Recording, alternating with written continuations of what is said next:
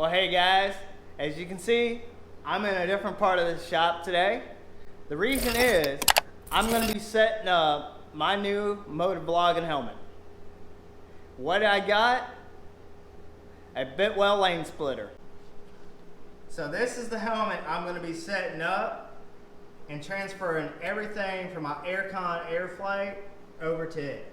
But before I do, I'm going to be customizing it, doing some airbrushing on it, putting my logos, all that, making it real custom, and showing you what goes all inside of it.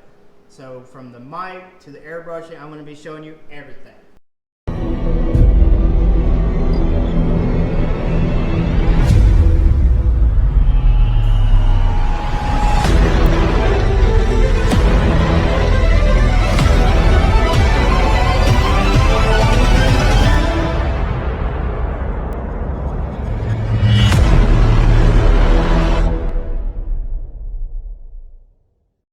So if you don't want to see all the airbrushing and customizing, you can skip forward to see what all I put inside the helmet, from the mic to the camera.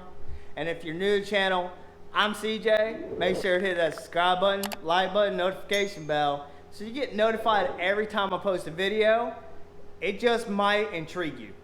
So I'm going to start getting the helmet set up, so that way I can get all the airbrushing done, and then jump to the next step. All right, let's get to it.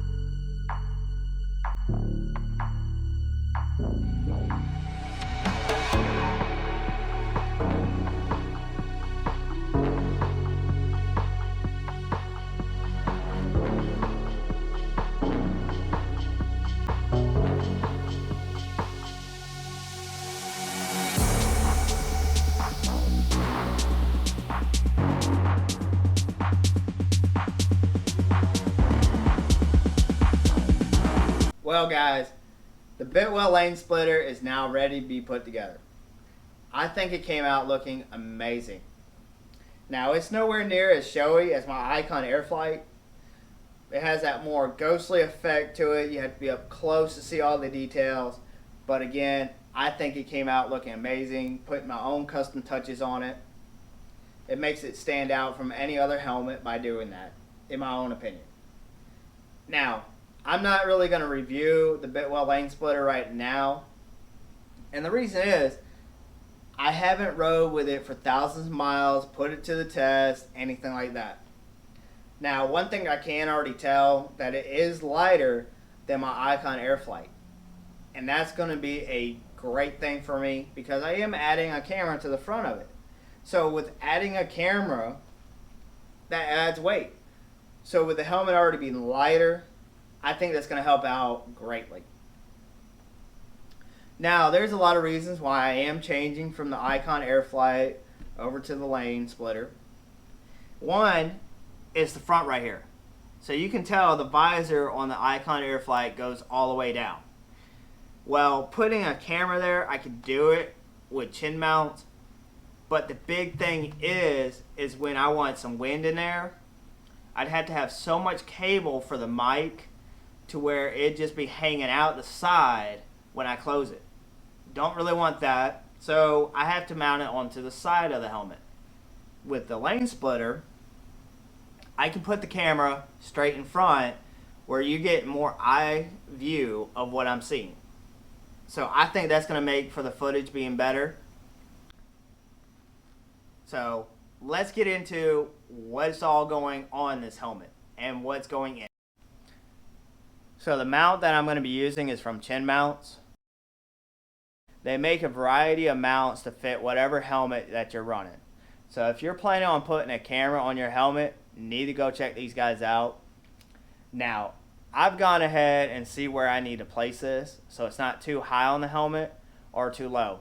I'd rather have it lower than higher because then it'd be in my line of sight and obstructing my view. So first things first, I need to wipe it down with the cleaning rag they provided, this alcohol wipe.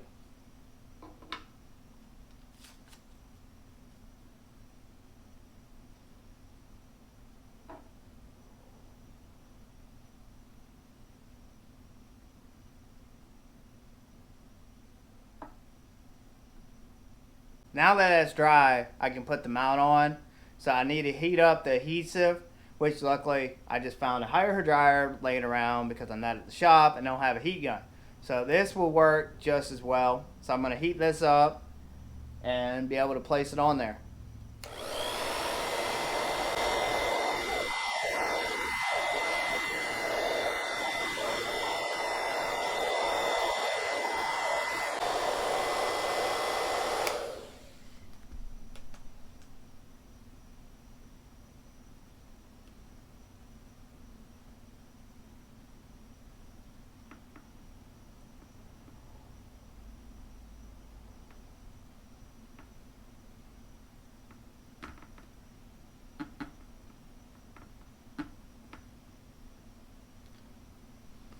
Now, I'll need to at least wait 30 minutes before adding the camera anyway, and also checking to make sure that it's seated properly.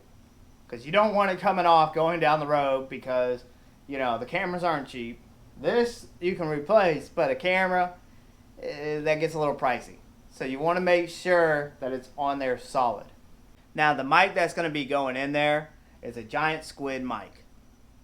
Now, I've had pretty good results out of it, and what I've done is put at least 2 to 3 foam pieces and a dead cat over it and zip tied it on to eliminate as much wind noise as I possibly can. Now, putting the mic in is actually pretty easy. So I want enough cords sticking out so that way it reaches my mic adapter. So I've gone ahead and checked that, and it does. And then just fish it back inside the helmet while I'm putting the pads back in. Now, once I get to the mic itself, I just want enough sticking past the cheek pad. I use a little bit of Velcro to kind of hold it in place, as well as when I put the cheek pad back in, is going to be a clamping force on the mic to help hold it in place as well. So it's pretty straightforward. Now putting the cheek pads in is going to be a little bit different depending on what kind of helmet you have.